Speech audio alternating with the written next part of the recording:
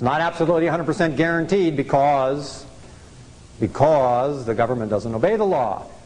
Okay? They just make them. So, sometimes they do, sometimes they don't.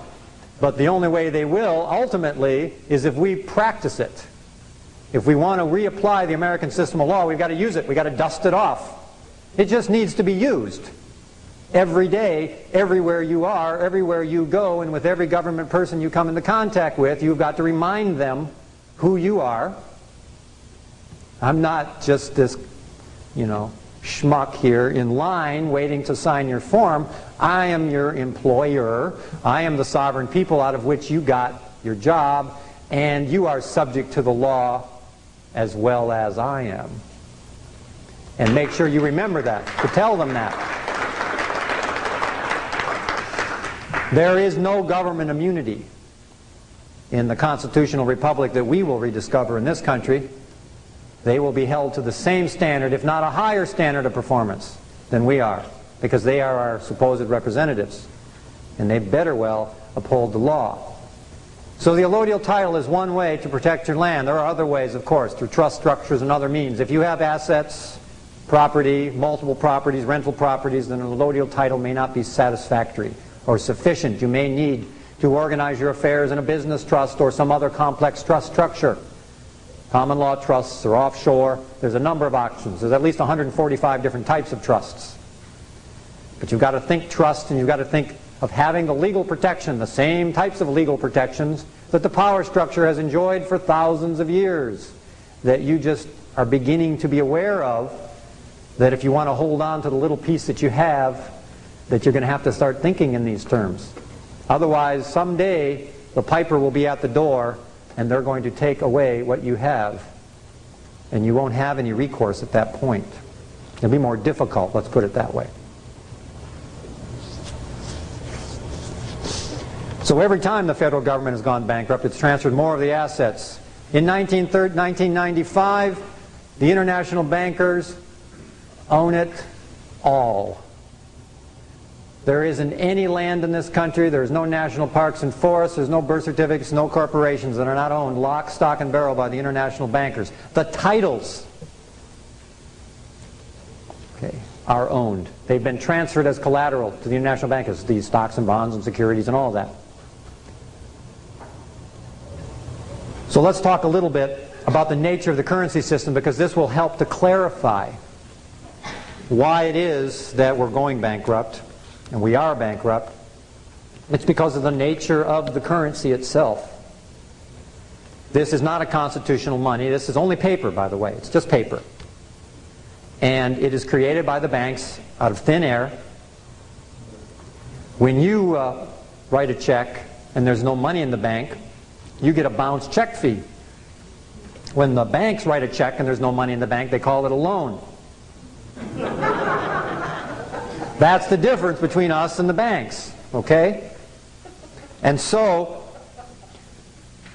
there's roughly $7 trillion of electronic money floating around out there right now. Electronic deposit accounting ledger pieces, that's all these are.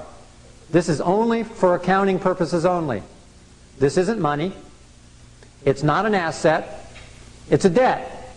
It is only a convenient way of depositing or writing negotiable instruments on these electronic, fictitious paper money systems. Let me have it if you don't think it's money. What's that? If you don't think it's money, let me have it. Here, you can have it. They won't give it to me, will you? Sure I will. I'll hold on to them. Now you're getting greedy. That's right. Now let's watch our greed here.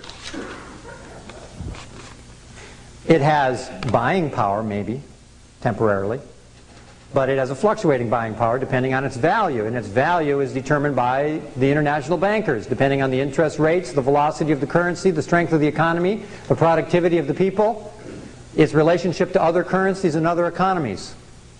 That was a mouthful. Well, I'm trying to make a very long story short, and I only have a limited amount of time. Every dollar in circulation, of which there's right now 1 trillion FRNs in circulation, 1 trillion of them. There's $7 trillion in electronic money, 1 trillion in the actual currency, of which 650 billion are offshore, and there's only 350 billion FRNs in circulation within the United States of America. Divide that by the population, and you'll understand why people are constrained, why the economy is contracted, because the money supply is contracted. There isn't a lot of money supply. But more importantly than money supply is the velocity of money. That is really the key factor. It's not so much that there's only 350 billion of these, but how fast do these exchange hands? You could stimulate an economy in this room very quickly if you were all willing to offer goods and services to each other for 20 bucks. And just watch the velocity create an economic system. But as long as we are holding on to it like this, scared to let it go because it's my last one, and I've got to pay my rent and I've got to do all this stuff, economies stifle when there's no velocity. There's no velocity because there's no trust, there's no community organization, and also we don't understand the nature of it. When you understand the nature of it, that this is only a tool to create an economy, unfortunately this tool creates an economy that transfers all the wealth from the people to the hands of a small few who pull the strings of this New World Order. And so you've got to understand the nature of money, because we are so psychologically off base with regards to it. We have a lot of addictions around it. We make a lot of decisions in our lives based on we have it or we don't. And we neglect things that we need in our lives sometimes. Something we need for our health, something that we need for our children, something we need to eat even, because we don't have these. We suffer a lot because of what we think this is. And there are alternatives. Every one of these that are in circulation incurs a debt. The federal debt isn't just what the federal government spends in excess of revenues, but every dollar in your pocket sitting there right now, idle in your pocket, is accruing a debt that can never be paid off, which is the end of a long cycle of shifting all the sovereignty and the property of the American people over to the international bankers. And we barely noticed. That's how sublime and so clever and so gradual it was. We didn't notice that it happened until recently. We just started noticing again. So every dollar in circulation, all that 1 trillion in circulation, is incurring a debt right now, and interest at the prime rate. Every dollar in circulation, which can never be paid off. I'll give you a few examples of a few ways that the banking system makes money. The U.S. Treasury still prints these at 3 cents a piece for a $100 bill. The Federal Reserve Bank buys it for 3 cents, then loans it back to the federal government for $100 plus interest. Pretty handsome profit, wouldn't you say?